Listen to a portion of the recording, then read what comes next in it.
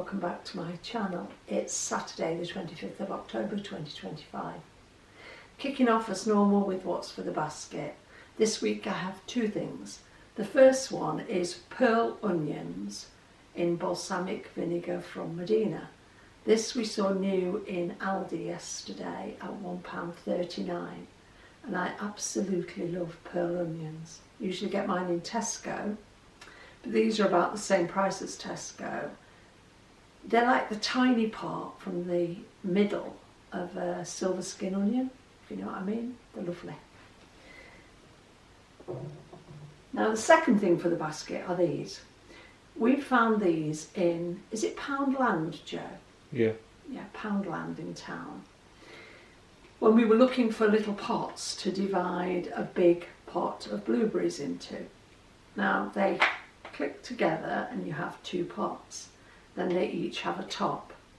Be careful when you are unscrewing them, because it's very easy to unscrew the bottom one and your blueberries will fall everywhere. We did that, but they're actually a good size.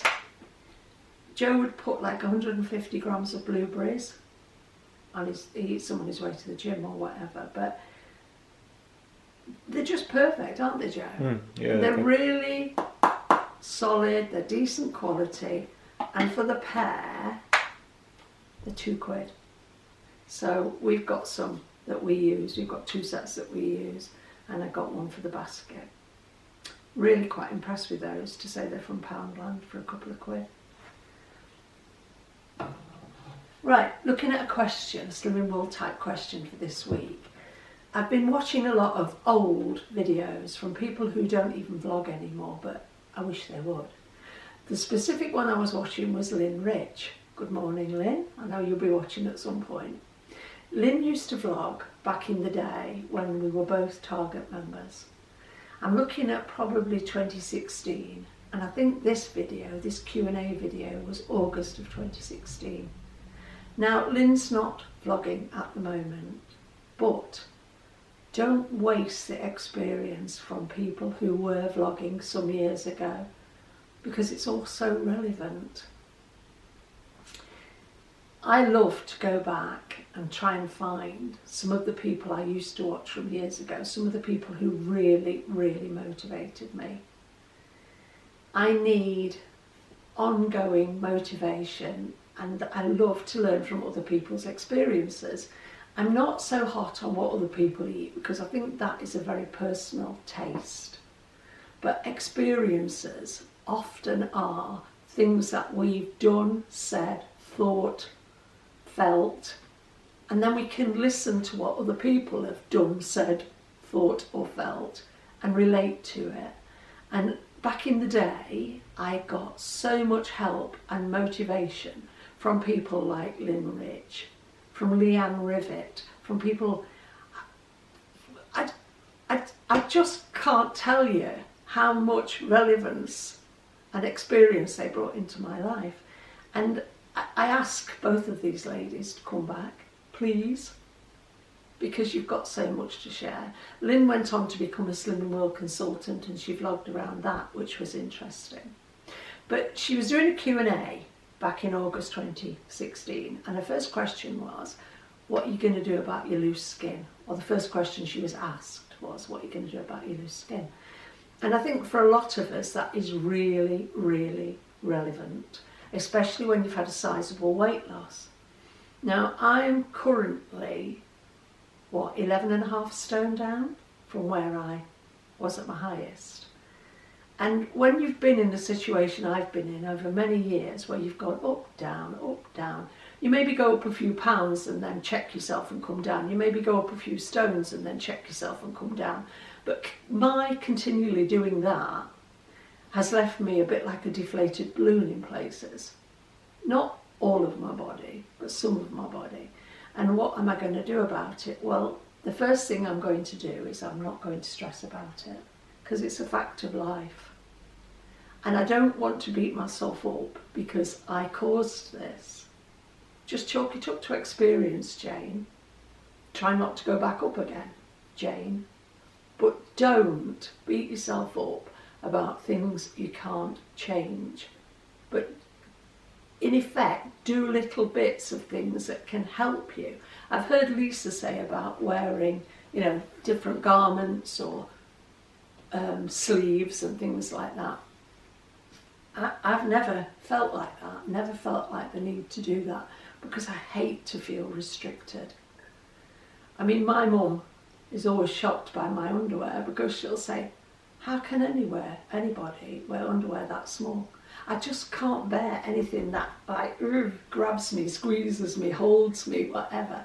I'd rather put the work in at the gym and try and reduce this or this. I'm very lucky, I've never had cellulite, but I'd rather put the work in at the gym than squeeze myself into what we used to call panty girdles years ago, or that people now call like control garments or whatever, that just squash everything in, up and over. I mean, it's going to come out your neckline eventually. I can't get my head around that. Have you seen in Marks and Spencer's, you can now get pants for ladies that have got like artificial bum cheeks in them? No. I don't care how much my bum goes south, that will never be something I would use. I know it's right for some people, I actually acknowledge that, but it's not right for me. Anyway, what am I going to do about loose skin? One of the things I used to do many, many years ago was body brush. So I bought myself a new body brush. I went to the body shop, they used to sell them. They don't anymore, but Amazon do, fortunately. Now this is a body brush for dry skin brushing. It's not something you'd use in the shower. I wouldn't want to get this wet, you'd end up with mould, I think. Right, hang on, let me put my leg up. Is that okay, Joe? Yeah, is that right. Right, up the trouser leg goes. I love this sensation. It won't be for everybody, but I love this sensation. If you're doing body brushing, always brush up towards your heart. Always, don't brush away from your heart. This is good for lymphatic drainage, I think, as well. You can Google that. But body brushing, not only does it improve your skin, can you see the muscles in my leg from walking? I think this runs in my family, legs run in my family. Muscular legs run in my family, so I'm lucky. Where my loose skin is, mainly on the inside of my body, so the inside of my calves, the inside of my thighs, the underside of my arms. But all of those places you can work on. And that sensation and that feeling and actually invigorating the skin and the subcutaneous fat can only be beneficial. Because if you've got a lot of loose skin and a lot of like what I call skinny fat, you're not going to tone that up at the gym. I honestly don't believe that loose flesh, wobbly bits actually can be toned up. You can build muscle underneath it to support it. So like in my arms, where when I lost this much weight and more the last time, I didn't do any exercise. I didn't go to the gym. I wasn't bothered. I just wanted to weigh less. Big mistake. I've learned a good lesson since then. But now I'm actually working on getting some shape into my body. If I do this, I've got biceps. If I do this, I've got triceps. I've got shape. So although I've got bingo wings, the actual shape of my arm, if you see my arm just from the front or whatever, you wouldn't know I had bingo wings. They're tucked behind. But I've got so much, I mean, if I can feel it here, solid muscle. Never had that before. I had twigs with loose skin and what I call skinny fat. You don't have to join a gym. There are lots of ways of working your arms. If you go on the Slimming World website, there are lots of exercise things. If you go on Google or YouTube, there are so many things. You don't have to spend money on a gym membership, but I would say you do have to do something. Because when I was down at 8 stone 8, which was my lightest weight at Slimming World, I was turning into a stick covered in skinny flesh. I don't want to go there this time. My back, I had so much loose skin on my back last time. I don't today, because I do a lot of back exercises. You said at the gym yesterday, didn't you? I've got lats. Mm. What are they? The things down here? Yeah, the big muscles down The here. big muscles down. Back and side. Yeah. Back and sides.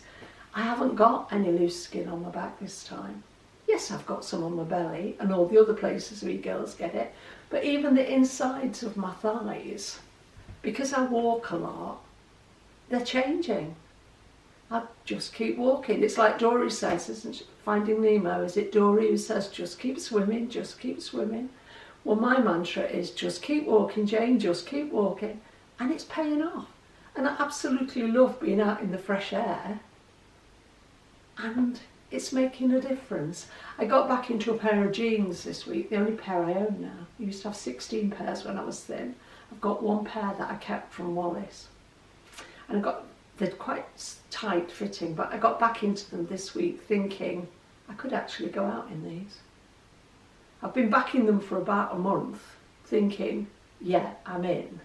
And I haven't got a muffin top, but by the end of the day I'd be uncomfortable. But I got back into them this week purely because I am walking. So I'd recommend anybody, try and find an exercise you enjoy, but try and get out for a walk. Yeah, so that's what I'm going to do about my loose skin. Walking, body brushing and the gym. Right. Portion size, that's what I'm going to talk about next. Yep. I know for a lot of people, when they come to Slimming World, there's often talk in group about reduce the size of your plate. That's never been something for me. If I had a little plate, let's say a 9-inch salad plate or something, I know people say you eat with your eyes, but when you're blind, you're not stupid. If I put a little plate in front of myself, my immediate thought would be that's never going to be enough. That's not going to fill me. And I'd have that fear of missing out and have that panic of being hungry and oh my God, I'm going to need to snack and etc, etc, etc. So my view of Slimming World, and it's not everybody's, this is only my opinion, is as long as you food optimise your main meals, your proper meals, your, like my main meal of the day, I have 2 meals a day. I have a big breakfast and a big sort of tea time suppery meal that takes me about an hour and a half to eat it. As long as I food optimise those meals, the one thing I'm not worried about is the size of them.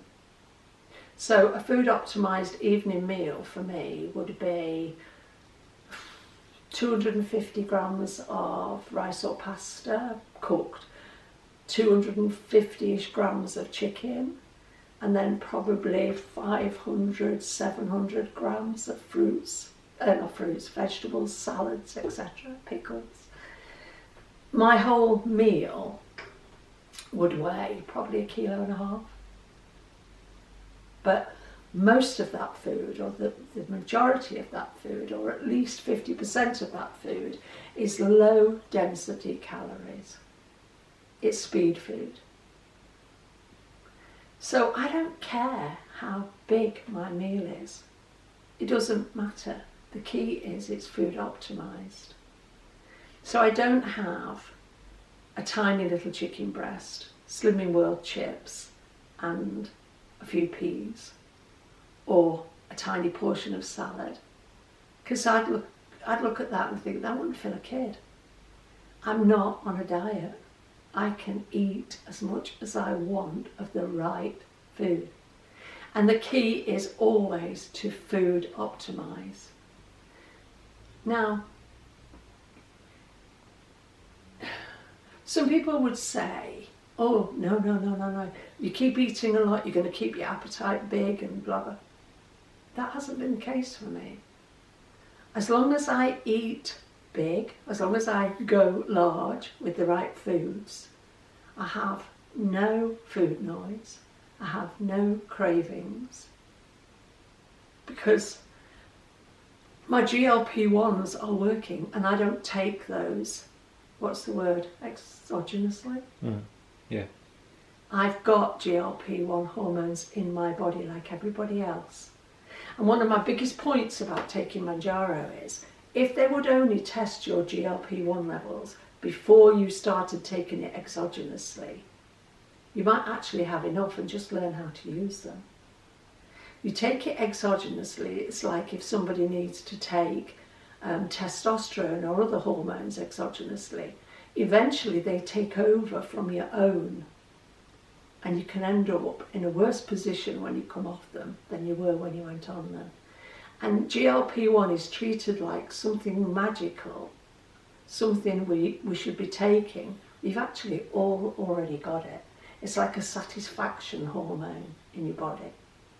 But I firmly believe that when I'm eating the wrong foods, my body can't read that hormone.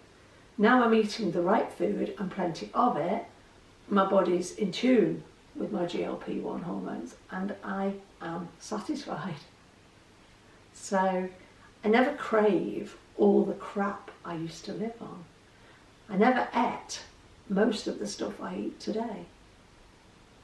It's not rocket science. What I'm eating today is keeping my weight steady, keeping my hunger at bay, stopping the cravings, stopping the food noise, and giving me a chance to get out there and live my life.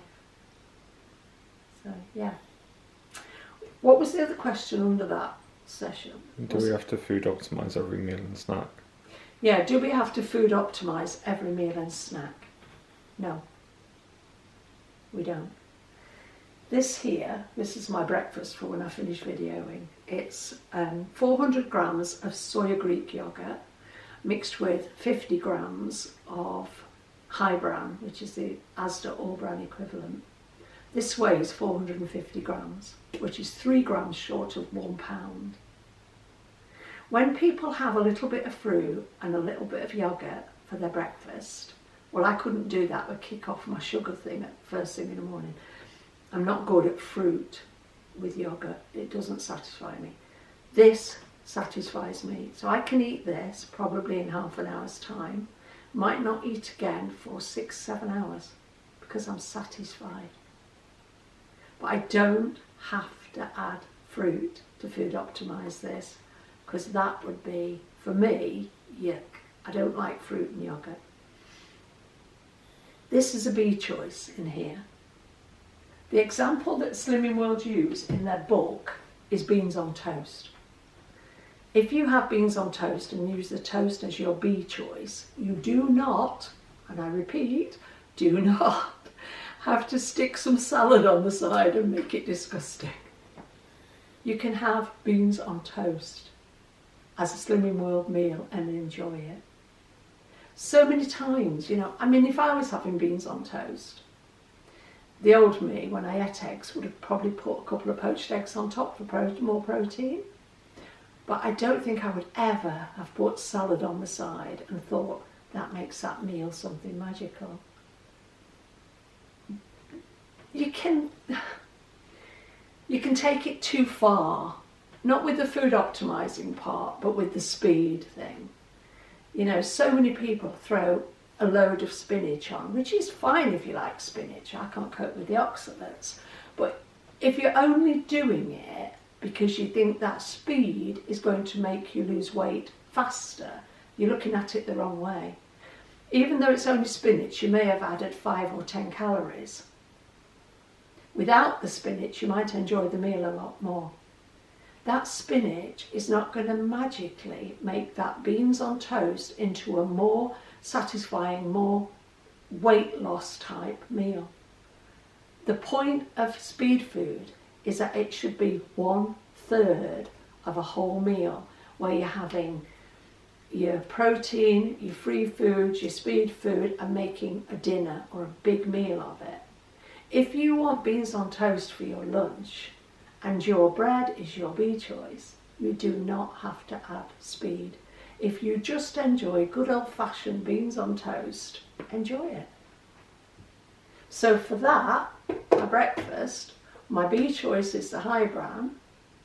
I sin the yogurt, which is 2 sins for the whole 400 gram tub.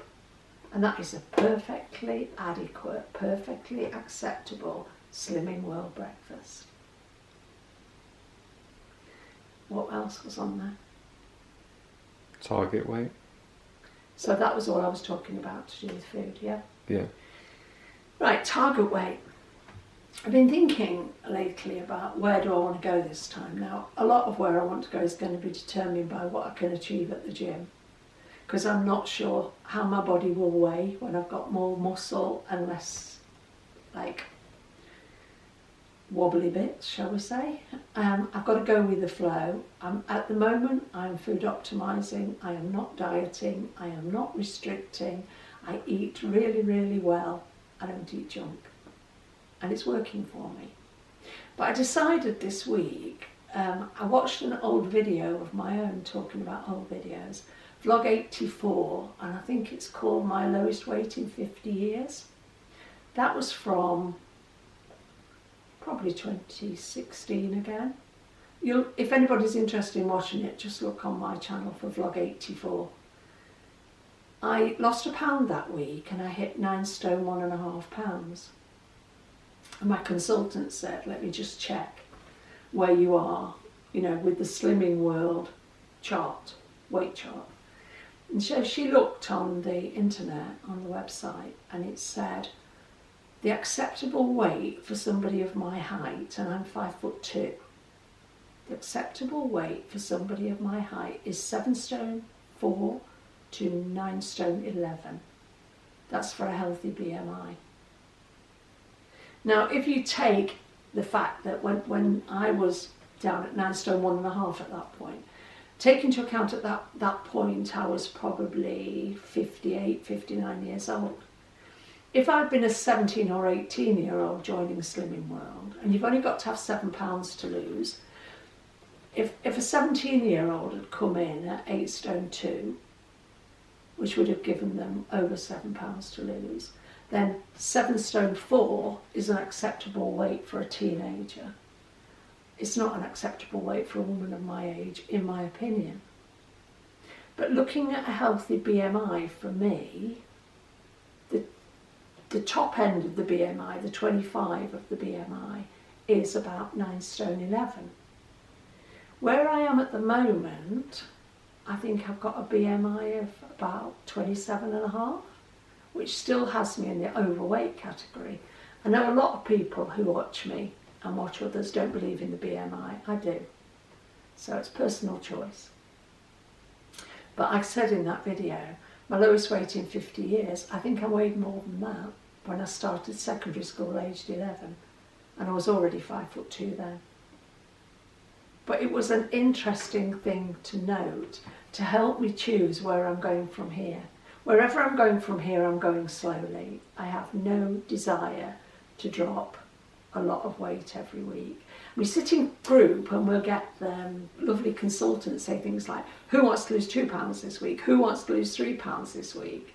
That leaves me cold, because I just think if everybody focused on a minimum of £0.5 a week, and maybe they'd lose £1. Over a year, that's a bloody big amount of weight. Why are we in a rush to get anywhere? If you come into group and you've got 3 stone to lose, what's that, £42? So, 4, 12, yeah.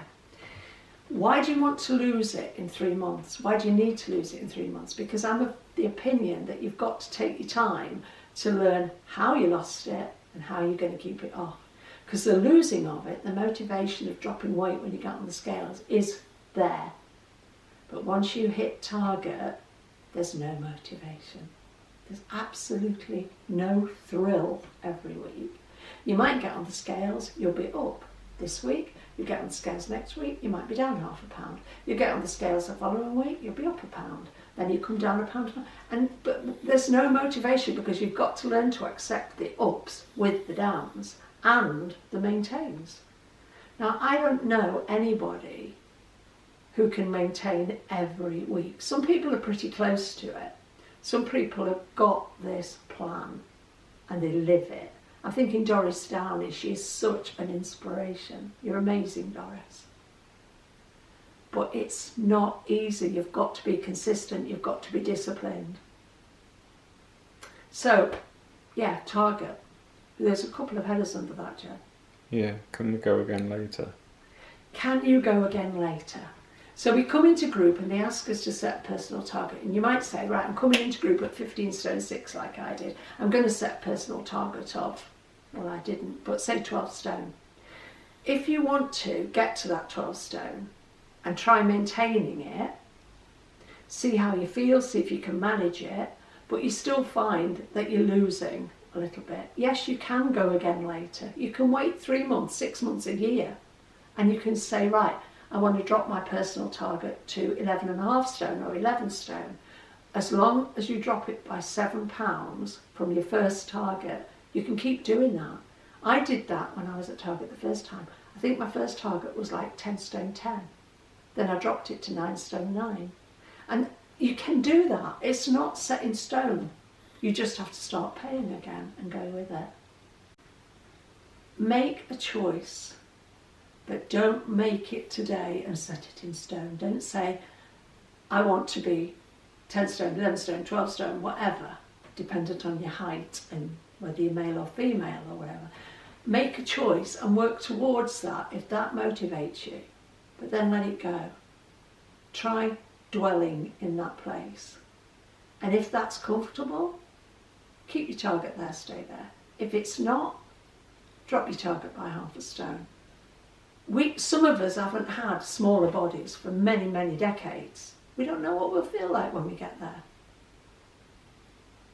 It's new ground to a lot of us, isn't it? What was the next bit, Jen? Should we fixate on a number? Yeah, should we fixate on a number? You could stand me next to a lady at this side who's 5'2" and a lady at this side who's 5'2". And we could have vastly different weights. We shouldn't be comparing ourselves with each other, but also we shouldn't be fixating on the fact that the lady at this side is maybe £10 less than me, or the lady at this side is maybe £15 more than me. Life is more than numbers. Go with how you feel, not your clothes size, because that just becomes another number. I mean, I could stand here today and say, yeah, I'm wearing size 10 trousers today. That don't mean anything to you, does it? It don't mean a great deal to me, because I could walk into 5 other shops and try on a size 10 and they wouldn't fit me. Don't fixate on numbers. We give too much power to numbers. Anyway, moving on from that to my results this week. So last week, if you remember, I gained £1 and had been comfortably on plan doing my usual things. And I came back from group and the first thing I said to myself was, I am not going to reduce what I eat. There is nothing wrong with what I'm eating. Absolutely nothing wrong with what I'm eating. I am not going to increase my exercise because there's nothing wrong with the way I, the places I walk, the things I do at the gym. I actually had to miss the gym session because of an appointment. But I didn't panic about it. I didn't think, oh my God, I might burn fewer calories. I just got on with it. I've had a really good week of food. It was a very good group meeting for us this week. And I came away feeling motivated, and I've just carried on eating how I eat on plan, doing what I do physically on plan. Got on the scales and lost £1. So this is all a part of coming in towards maintenance, accepting that nothing ever stays the same. Our lifestyles don't stay the same. The things that happen in our lives don't stay the same. We have to learn how not to overreact to things and eat over them. But nobody's perfect. So for me, another week on plan, another enjoyable week of food, and £1 off. That has me at 10 stone 7. And the interesting part about that, I hadn't realised until I said 10 stone 7 to myself, that has me £1 short of a 5 stone loss since I rejoined. Will I get that this week? Your guess is as good as mine. Am I doing anything different to try and get that this week? because it doesn't matter. I could get it on Tuesday when I go and get weighed and lose it the following week, and then get it again and lose it the following week. I'm not fixating on numbers. If I've lost 4 stone 13 pounds, what difference is a pound going to make? It's not important. What's important is not stressing about working the plan, not stressing about going to group, not worrying about my loose skin, doing what I can to make a difference to my life and living my life. And for that I'm grateful. I'm grateful to Slimming World. Okay, we'll see you next weekend. Have a good week. Bye.